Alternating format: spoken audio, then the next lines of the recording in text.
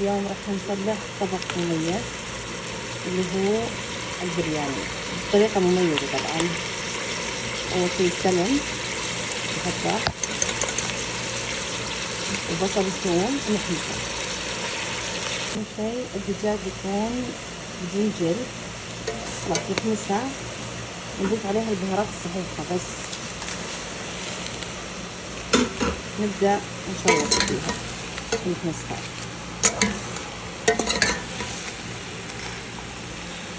نضيف عليها ملح وموية خليه تطبخ تقريبا نص ساعة. بهارات البرياني راح أحمسها بدون زيت وأكون عندها وأقلبها طول الوقت،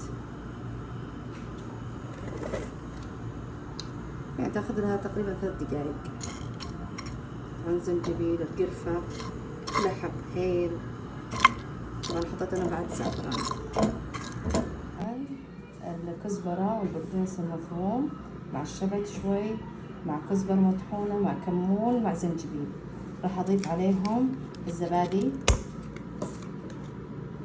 عليها البيضة، هذه خلطة البرياني، وأضيف البهارات اللي طحناها بدون إضافة موية. هذه خلطة البرياني بعد ما يستوي الدجاج عندي أضيف عليها. طبعا الرز أطبخه قبل يصير رز أبيض.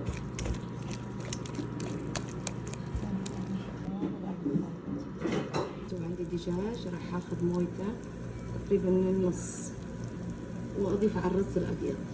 هذا الرز أضفت عليه موية الدجاج والزيت زيتون والبهارات البيضاء مثل الرز الأبيض العادي. طلعت كل البهارات الصحيحة، راح أضيفها الحين خلطة وخليها تنطبخ معها 10 دقايق بس.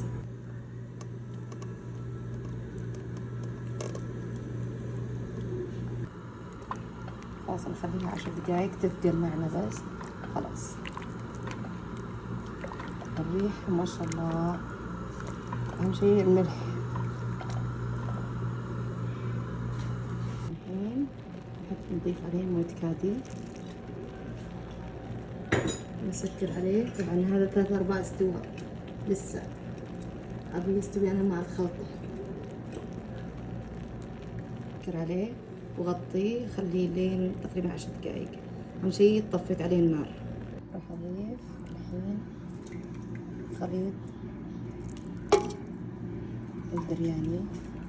اللي يفضل خليط جاهز ياخذ حق الكاري أو لا، لكن في البيت أطعم كثير.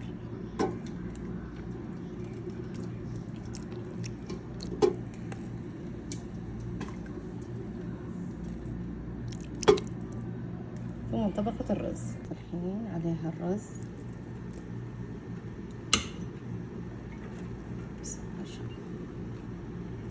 بسم الله. أضيف عليها موية الزعفران